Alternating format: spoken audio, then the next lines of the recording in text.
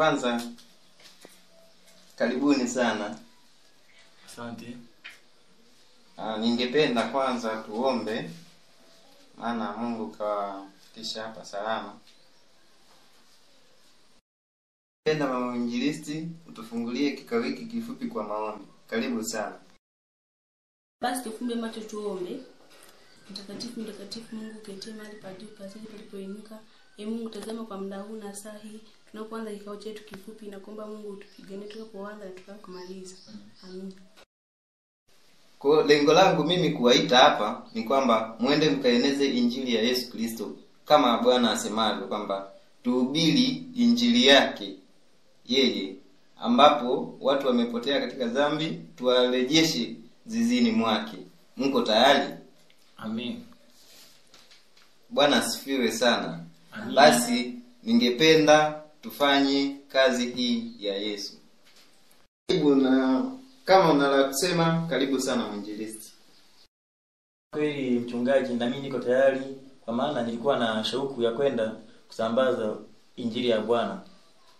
Kwa hiyo na mimi niko tayari. Mchungaji, kweli sisi tuko tayari kwenda kuhubiri. Kwanza tulikuwa tuna hamu sana ya kwenda kuhubiri. Ningependa tusimame tumshukuru Mungu kwa kufunga na kuahirisha hiki kikao ili muende mkatumike kwa kumsaidia na kutusaidia sisi wenyewe pia kutokana na kuepukana na dhambi. Amen. Ningependa basi mwinjilisti, karibu kwa maombi.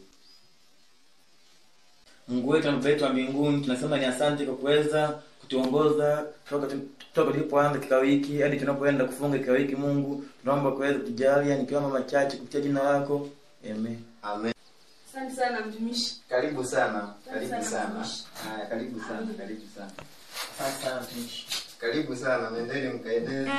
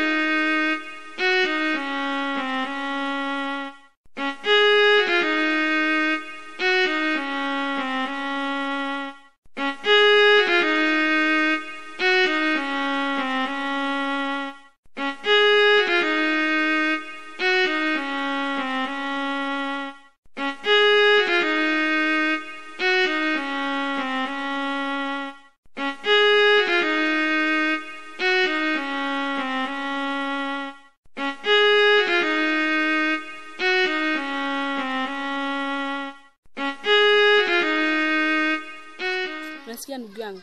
Yule pale anaonekana kama vile ni mvuta bangi vile. Inabidi tukamhubirie. Basi twende tukamhubirie. Sawa ndugu yangu.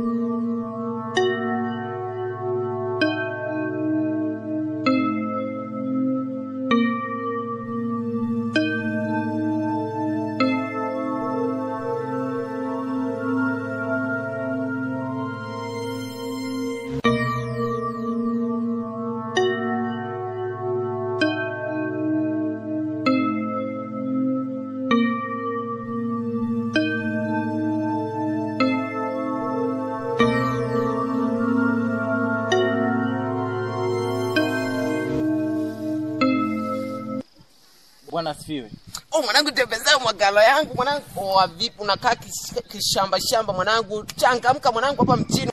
Mwanangu unakaa kishamba mwanangu, unakataa kutembeza gwala. Mwanangu hapa ni mjini, utashikwa gwala. Wewe mwanangu wewe unaonekana nani hapo, umengata uzi wako mwanangu. Hayo waki huo uzi mwanangu. Au nitemane na wewe msiseri nitembezee gwala langu.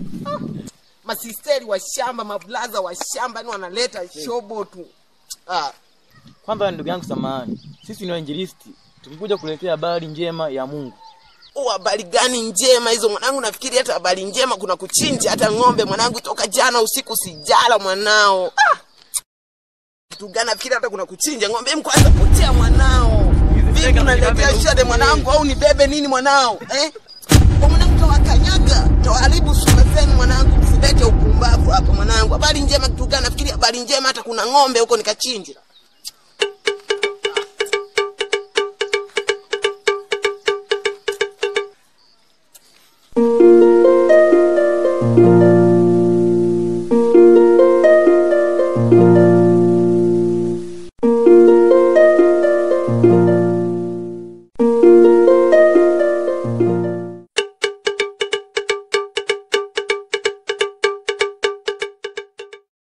Nimechoka. Ndugu yangu nimechoka kweli. Yaani mpaka nimekosa la kufanya ndugu yangu. Nakata tamaa ndugu yangu. Uinjisi ni kazi kweli ndugu yangu. Nimechoka. Kwa kweli yule mtu pale angetua. Kweli uinjilisti ni kazi, lakini tusikate tamaa. Ila mimi kweli nimekumbuka na wazo. Inabidi tuende sehemu nyingine ndugu yangu. Ila kweli twende sehemu nyingine. Sawa ndugu yangu. Basi twende.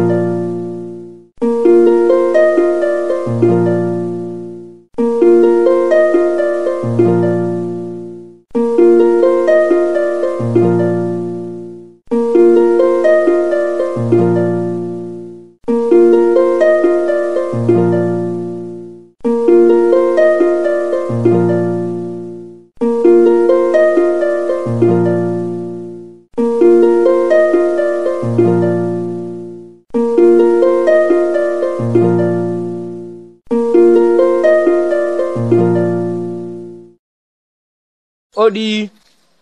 Karibu. Karibuni. Ni watumishi wangu. Karibuni tu. Asante sana, asante. Karibu. Asante sana. Mungu asifiwe. Amina. Ndaji tu. Asante. Karibuni. Juma? Na? Njoo letee viti wageni. Sasa viti.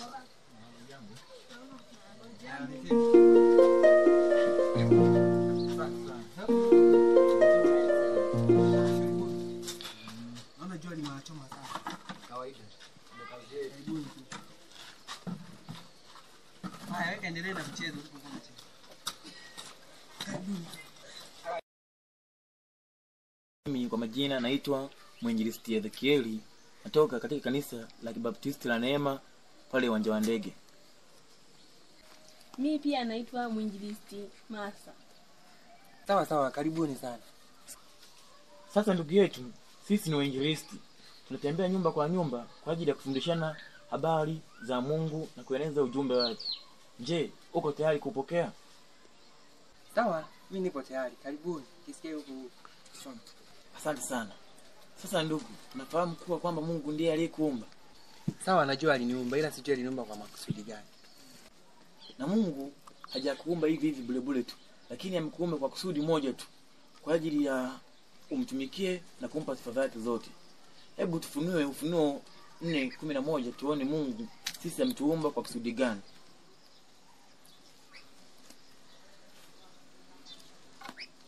Ufunuo 4:11 inasema kwamba wastahili ye Bwana na Mungu wetu kupokea utukufu na heshima na nguvu, maana wewe uliumba vitu vyote na kwa matakwa yako viliumbwa na vipo. Unaona? Kumbe kusudi la Mungu ametuumba ili tumtumikie, tumpe utukufu na tumpe heshima. Maana yeye ndiye aliyeviumba vitu vyote, kwa matakwa yake aliviumba na vimekuwapo. Kwa Mungu ameniumba mimi na hata wewe, mimea, wanyama na milima yote ni Mungu. Na pia ndugu yangu nikusii, hivi vitu vyote tunavyoviona hivi vinavyotuzunguka vyote, Mungu ndiye aliyeviumba. Hata na sisi pia ametuumba. Pia kama alivyosema mwenzangu hapa, Mungu ndiye aliyeviumba vitu vyote vinavyotuzunguka. Na pia ndugu yangu nikukumbushe, kuna njia mbili za kuishi. Kuna njia pana na njia nyembamba. Njia pana ni njia ambayo inaelekea jehanamu, na njia nyembamba ni njia ambayo inaelekea uzimani. Sasa ndugu yangu nikusii, chagua njia nyembamba, kwa maana ndio njia pekee inayoelekea uzimani. Na njia hiyo ni ngumu sana kuipitia, maana ni wengi sana wameshindwa kuipitia hiyo njia. Ningependa kukushauri, chagua njia nyembamba, kwa maana ndio njia pekee iendayo uzimani. Biblia inasema kwamba kwa mtu asiyemwamini mwana atahukumiwa, na anayemwamini hatahukumiwa. Ningependa tu kukusii, muamini mwana ili usihukumiwe. Bwana asifiwe sana. Sawa, mimi pia na mimi nimefurahi kwa kuja kunitembelea. Msichoke kuja kunitembelea ili tuwe tunajifunza neno la Mungu zaidi na zaidi tupate kuelewa. Karibuni wainjilisti. Asante sana Asante sana mtumishi. Msichoke kuja kunitembelea. Pia tungependa kukaribisha kanisani kwetu. Asante sana, lakini kanisani sipafahamu. Sisi tupo pale katika kanisa la Kibaptisti la Neema Wanja Ndege pale kwa mchungaji Hamisi. Pale kwa mchungaji Hamisi. Bwana pasikia tu nitafika Jumapili. Karibu sana. Sijai, tuko pamoja. Sasa sisi tuondoke. Haya sawa, karibuni tu.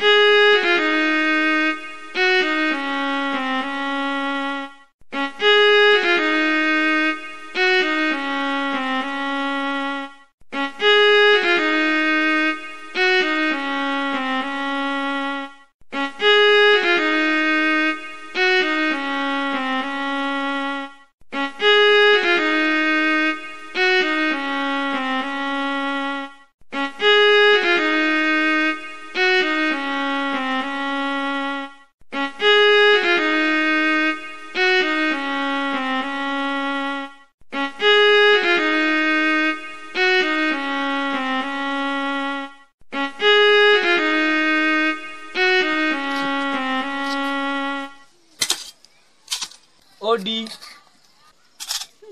Karibuni. Karibuni tupo. Asante sana.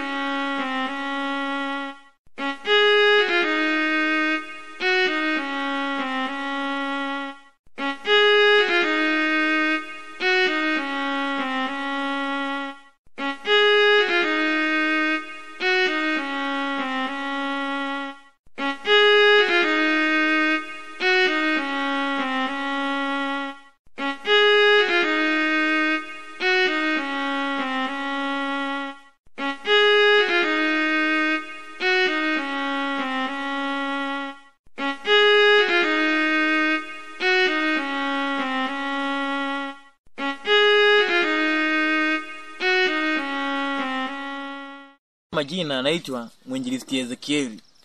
Natembea nyumba kwa nyumba kwa ajili ya kueneza injili ya Mungu. Nami pia naitwa Mwinjilisti Masa, natembea nyumba kwa nyumba ili kwenda kuhubiri ujumbe wa Mungu. Sawa, karibuni sana. Karibuni. Nyie kwa ajili ya kusikiliza nyie msema nini. Karibuni sana. Sisi ni wainjilisti. Tupo kwa ajili ya kwenda tunawahubiria watu ili watu waweze kumjua Mungu vizuri na wenye shida mbalimbali tuweze kuwasaidia. Je, upo tayari kutusikiliza? Karibuni sana. Mimi nasikiliza nyinyi. Lakini mko nyumbani, mwe huru kabisa. Karibuni. Kwanza, unafahamu Mungu ndiye aliyekuumba? Ni kweli, mimi pia naamini kwamba Mungu aliniumba na ninafahamu kwamba nimeumbwa kwa mfano wa Mungu. Mimi pia naamini hivyo. Na pia Mungu amekuumba kwa kusudi fulani. Hajakuumba hapa tu duniani ukae bure. Mungu amekuumba ili umtumikie, umpe sifa.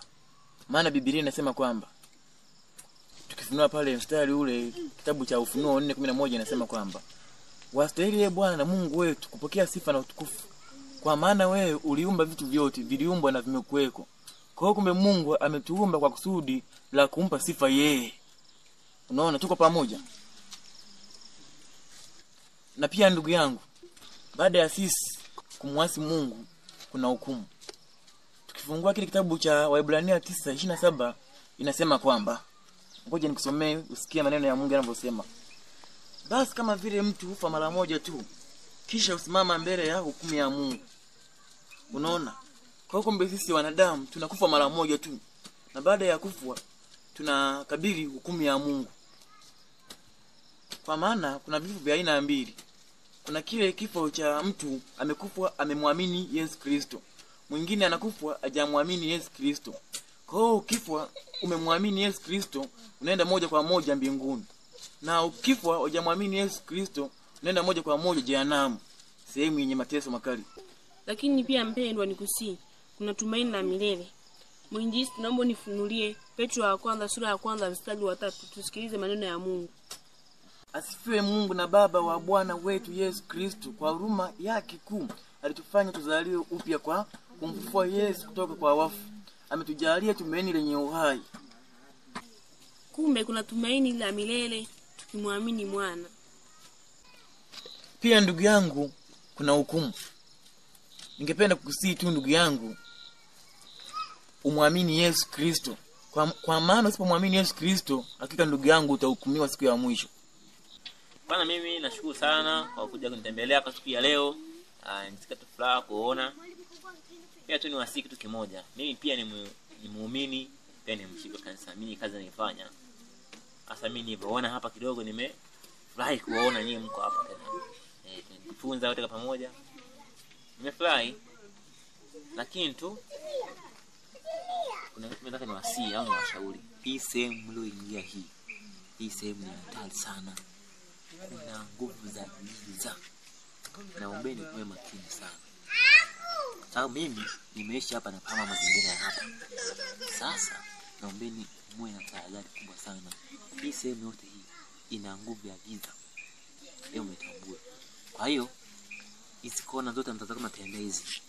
Naombeni muwe makini sana. Kuna mtu mmoja hii sehemu ni hatari mno. Mimi tu nimewapa ujumbe kidogo muelewe, lakini kuwe ni makini sana.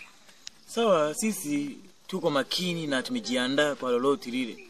Mimi nimefurahi kuona. So ndio mwingine tena mnakaitu sana nitembelee. Tujifunze neno. Si ndio Yangu tujifunze tufahamishane, ila kanivyoambia mwe makini. Mwe makini sana. Tusimame kwa ajili ya maombi.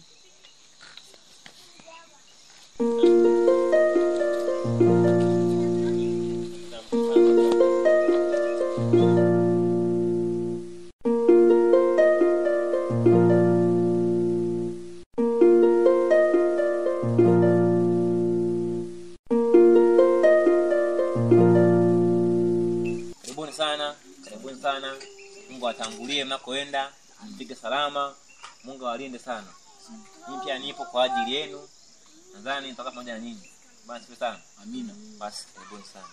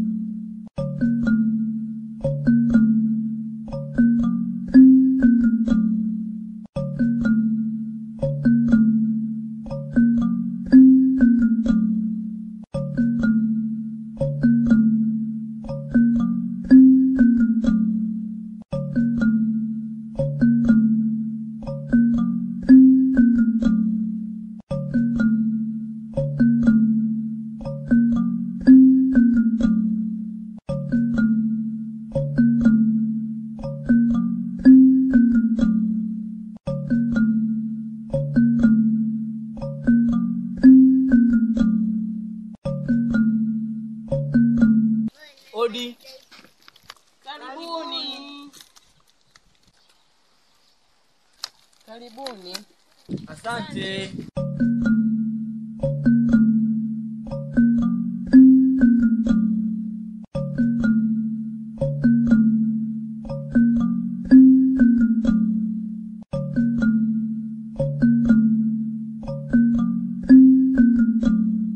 Ndugu zangu, kwa majina yangu naitwa Mwinjilisti Ezekieli. Nami pia naitwa Mwinjilisti Masa. Mna shida gani? Sisi ni wainjilisti, tunatembea nyumba kwa nyumba kwa ajili ya kueneza injili ya Bwana.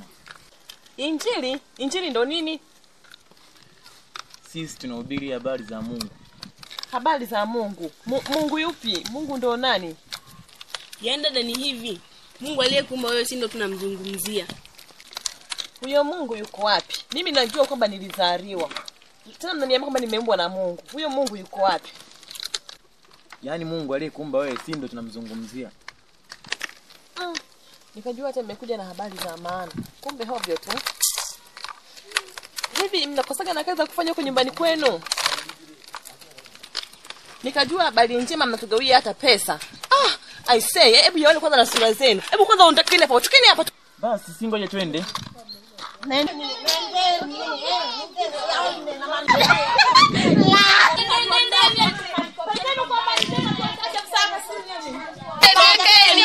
Injili zetu za uongo hatutaki. Mnatafuta tu pesa, mnatafuta tu sadaka kwa watu. Tumeshagundua. Tuwapi hela?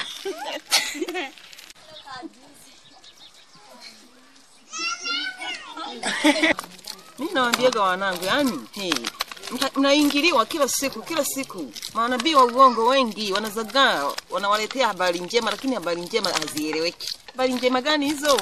Wewe umeelewa nini sasa? Si hapo sasa. Wanakuja kwa nasema eti injili, mara Mungu, mara tuliumbwa, wakati mimi najua nilizaliwa. Mimi niliumbwa kweli jamani, mimi niliumbwa. Sasa hata mimi sikuelewa. Yaani ndio maana mimi nimewafukuza. Kwa sababu yani watu wamekuwa wachungaji wamekuwa ni wengi sana. Wachungaji wamekuwa ni wengi sana. Nini hapo? Wewe ni macho kabisa. Kwanza sijaelewa. Mara wamesema neno la Mungu. Halafu wanatuambia tena injili eti mara tena Mungu. Mungu yuko wapi? Kila siku tunaambiwa Mungu. Hata mimi injili kwa kweli siamini kwa sababu injili ni nyingi mno. Maana mnaambiwa njoni kwa Yesu mtajirike. Tadanganywa mno. Hapa tuendelee kukutoa mahindi. Mengine haya. Sisi kama tunakula tu tunashiba. Na Mungu wapi tena?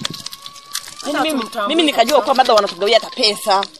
Habari njema labda wamekuja na hela, wamekuja na vitu vizuri, tufurahie. Kumbe wanakuja na habari njema ya neno la kuzaliwa tuna hapa. Mimi hayo kwa kweli. Yaani hatuwataki kabisa. Hata mimi nitawachukulia lifimbo. Hatuwakaribishi. Mimi yule dada nilitaka kumpona liketi sawa. Yaani angeenda kusimama hapo. Kama yule mkaka mpaka nimvote leo limkoti lake. Yule mwinjilisti anasema mwinjilisti na jina lake ile. Eti mwinjilisti. Eti mara mwingine mwinjilisti mimi mwinjilisti. Hata msaidia kutoa mahindi ya amu. Yaani amu wanachotefa maneno yao hapo. Tungewaambia tungewapa mahindi wakatusaidia kutoa. Wangekubali. Hata ungewaambia sadaka hapo sawa. Hamna yule mwenye likipana. Yaani mimi nilikuwa mwinjilisti mimi naitwa mimi mwinjilisti Ezekieli. Waende sawa tu.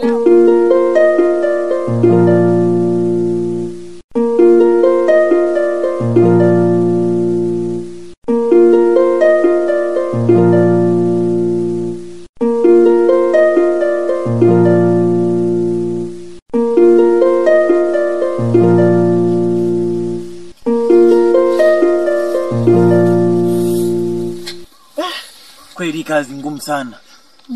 Yaani watu kila siku tunahubiria habari ya Mungu lakini watu hawataki kuamini. Kwa nini?